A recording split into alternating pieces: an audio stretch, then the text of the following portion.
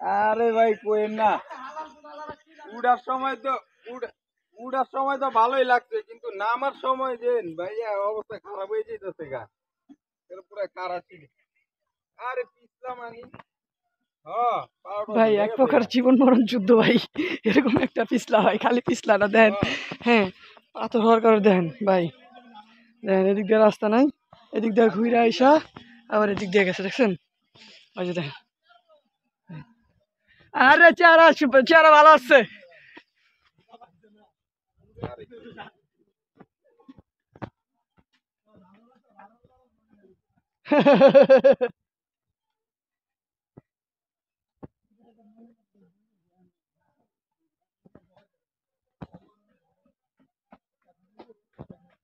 ভাই দৌড় মারেন যাই করেন ভাই, সাইড দিয়ে যান ভাই।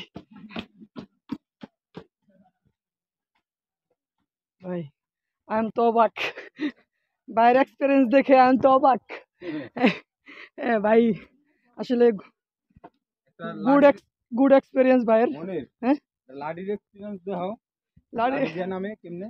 লাডি দিয়ে ওই যে নামতেছে, ওই যে লাডি দিয়ে কেন নামে দেয়, ওই যে আমি নামতেছি, এই যে লাডি দিয়ে সুমন বন্ধু নামতেছে।